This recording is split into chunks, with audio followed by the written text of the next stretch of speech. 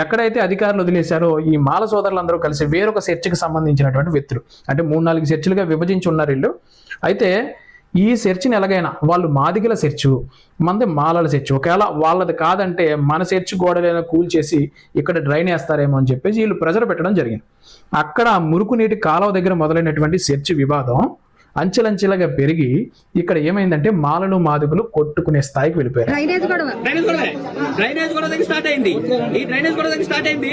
ఇది అంచెలంచెలుగా ఏంటంటే ఆ డ్రైనేజ్ అయిపోయింది, ఏదో సెటిల్మెంట్ చేశారు. ఆ డ్రైనేజ్ కొనప్పుడే మరి ఏడేపల్లి మోహన్ అనే కుర్రోడిని ఇప్పుడు మర్డర్ చేసినటువంటి ఈ తానేటి సతీష్ అనేవాడు, కంకిపాటి సతీష్ అనేవాడు బుర్రబంగా కొట్టేశాడు. కొట్టుకునే స్థాయికి వెళ్ళిపోయారు. ఆ అమ్మాయి మాదిగల అమ్మాయికి పెళ్ళి అవుతుంటే మాల సోదరులు చెడగొట్టడం, మాల సోదరుల అమ్మాయిలకి ఎక్కడికైనా పెళ్ళి అయితే పెళ్ళి కుదురుతుంటే ఈ మాదిగలు వెళ్ళి దాన్ని చెడగొట్టడం,